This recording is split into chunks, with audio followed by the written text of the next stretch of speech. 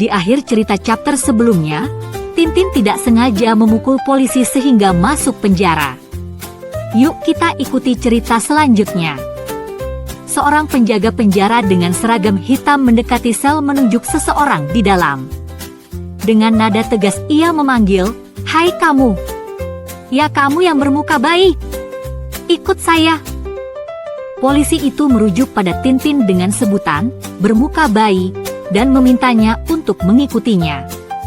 Tintin tidak punya pilihan selain patuh dan berjalan keluar dari selnya. Hatinya masih dipenuhi kecemasan tentang Snowy yang masih hilang entah di mana. Seorang petugas dengan wajah serius mencatat sesuatu di atas meja dan mengajukan pertanyaan kepada Tintin. Ia ingin tahu nama dan pekerjaan Tintin.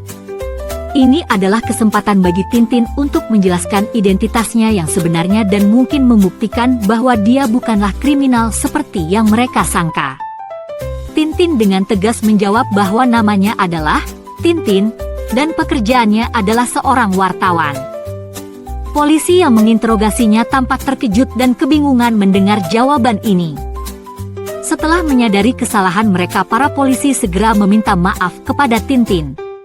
Mereka menyadari bahwa mereka telah menahan orang yang salah dan membebaskannya. Tintin menerima permintaan maaf mereka, tetapi pikirannya langsung tertuju pada misi utamanya, yaitu mencari Snowy. Kini bebas, Tintin kembali fokus pada pencariannya. Namun dia menyadari bahwa dia sudah kehilangan jejak para penculik Snowy. Setelah berpikir sejenak, ia memutuskan untuk kembali ke tempat terakhir di mana ia melihat para penculik. Dari sana ia berharap bisa menemukan petunjuk yang bisa membawanya ke Snowy. Tintin tiba di lokasi yang mengingatkannya pada kesalahan sebelumnya di mana ia sempat keliru mengetuk kepala polisi. Ia berusaha mengingat kembali kemana arah para penculik pergi. Setelah berpikir sejenak, ia mulai mendapatkan gambaran jelas dan bersiap untuk melacak mereka kembali. Tintin kemudian bertanya kepada seorang polisi yang sedang berjaga di sekitar lokasi. Ia bertanya apakah polisi itu melihat seseorang yang memakai topi pet dan memiliki kumis kecil serta membawa bungkusan besar. Tintin tahu bahwa informasi dari saksi mata seperti ini dapat sangat membantunya dalam mengungkap keberadaan penculik. Polisi itu mengonfirmasi bahwa dia memang melihat seseorang seperti yang Tintin deskripsikan. Orang tersebut masuk ke dalam sebuah sedan merah yang tampaknya memang sedang menunggunya. Mereka kemudian pergi menuju Silvermoon. Tintin kini memiliki tujuan baru. Ia harus menuju Silvermoon untuk mencari Snowy. Tintin tiba di perbatasan Silvermoon, tempat yang ditandai dengan sebuah patung ksatria berkuda. Ia masih belum menemukan petunjuk lebih lanjut, tetapi ia yakin bahwa dirinya berada di jalur yang benar. Dengan penuh semangat ia melanjutkan perjalanan meskipun belum tahu pasti di mana harus mencari lebih lanjut. Di sepanjang jalan menuju Silvermoon, Tintin melewati area yang penuh dengan mobil-mobil rusak. Keadaan ini cukup aneh baginya, tetapi ia tidak membiarkan hal itu mengalihkan perhatiannya dari misinya. Dengan langkah penuh keyakinan ia tetap menuju ke depan, berharap semakin dekat dengan tempat persembunyian penculik. Saat berjalan lebih jauh, Tintin melihat sebuah sedan merah keluar dari gerbang sebuah tempat yang tampak mencurigakan. Ingatannya langsung kembali pada informasi dari polisi bahwa penculik masuk ke mobil serupa. Ia menduga tempat itu bisa jadi markas para penjahat yang dicarinya. Sembunyi di balik pagar, Tintin mengintip ke dalam area berpagar tinggi itu. Ia bertanya-tanya apakah mungkin Snowy berada di dalam tempat tersebut. Jika benar, maka ia harus mencari cara untuk menyusup masuk tanpa ketahuan dan menemukan anjing kesayangannya. Di dalam tempat itu, para penjahat tengah berdiskusi tentang bisnis penculikan mereka. Salah satu dari mereka bahkan berencana untuk membuat tindakan kriminal mereka lebih resmi dengan membangun perusahaan penculikan. Mereka bercanda tentang bagaimana mereka bisa membuat iklan yang menarik untuk jasa penculikan. Salah satu penjahat berdiri dan mengatakan bahwa ia akan mengambil dokumen penting tentang rencana perusahaan mereka. Ia berjalan ke sebuah ruangan di mana terdapat baju zirah beserta senjata.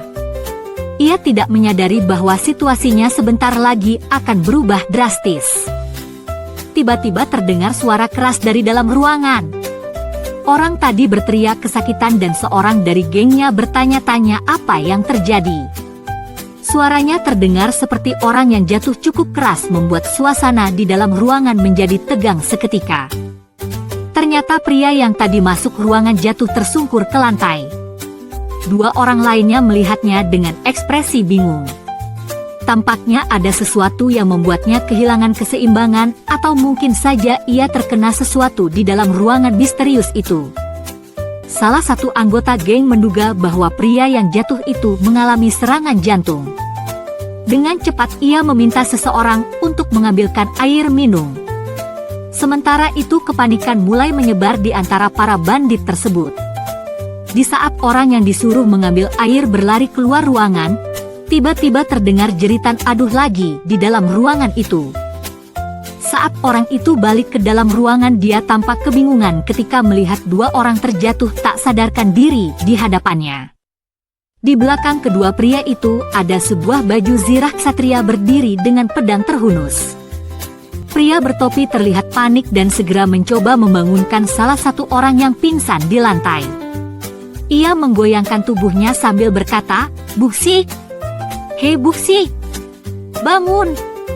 Namun tidak ada respon dari pria yang dipanggilnya, sementara ksatria baja tetap berdiri diam di belakang mereka. Saat pria bertopi fokus membangunkan rekannya, tiba-tiba ksatria baja mengayunkan tangannya dan memukul kepalanya dengan keras. Suara tok terdengar jelas dan pria bertopi itu jatuh ke samping bergabung dengan rekannya yang sudah tak sadarkan diri lebih dulu. Setelah berhasil melumpuhkan para penjahat, ksatria baja melepaskan helmnya dan ternyata itu adalah Tintin. Ia menghela napas dan berkata, "Bagus. Hampir matang saya rasanya di dalam sini." Tintin merasa lega bisa mengatasi keadaan tersebut. Tintin menatap para bandit yang sudah tidak sadarkan diri di lantai dan merasa lega. Dengan kini tidak ada yang menghalanginya, ia berkata, "Mereka sekarang tidak mengganggu lagi, jadi saya lebih bebas mencari Snowy." Dengan tekad ia bersiap untuk melanjutkan pencariannya. Berpakaian seperti ksatria, Tintin mulai menuruni tangga batu dengan pistol di tangannya. Ia tampak berhati-hati memastikan setiap langkahnya aman saat menjelajahi tempat yang terlihat seperti kastil tua yang menyeramkan.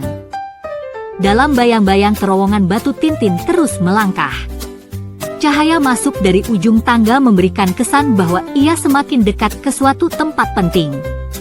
Tintin akhirnya tiba di sebuah lorong dengan pintu-pintu yang memiliki nama dan informasi penculikan. Salah satu pintu ditulisi, "Go News, Senator diculik 20 Juni.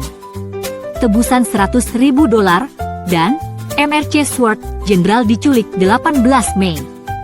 Tebusan $100.000. Ini mengindikasikan tempat ini adalah lokasi penyekapan para korban penculikan. Mata Tintin terbelalak saat menemukan sebuah pintu dengan nama yang dikenalnya. Di atas pintu tertulis, "Snowy, anjing, diculik 25 Juni. Tebusan $50.000. Ia langsung menyadari kalau anjing kesayangannya benar-benar ditahan di sini. Tintin menempelkan telinganya ke pintu sambil berbisik, "Snowy! Snowy!" Dari dalam terdengar suara anjing menggonggong, "Wah! Wah!"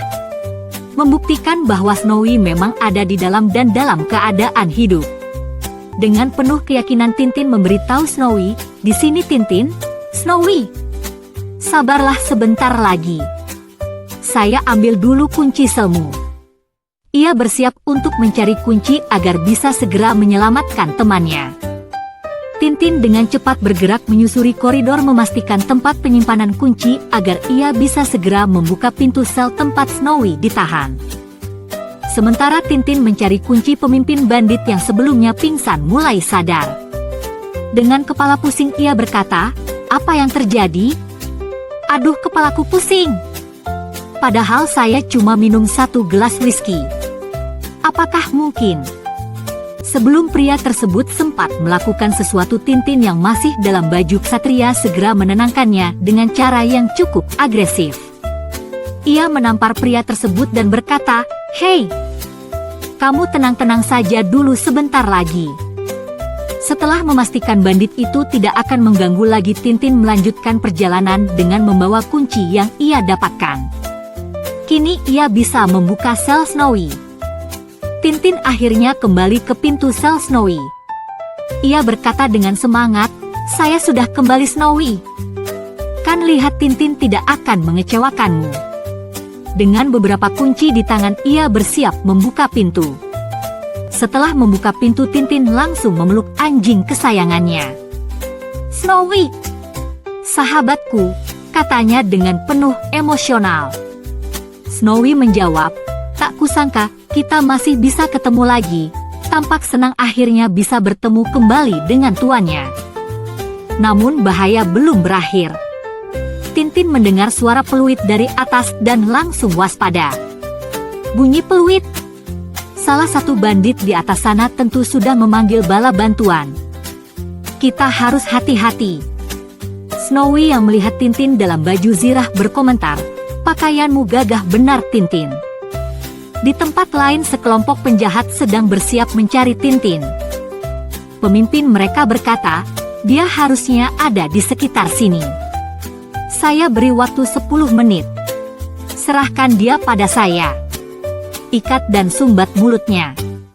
Ayo bergerak, angkat kaki, lekas."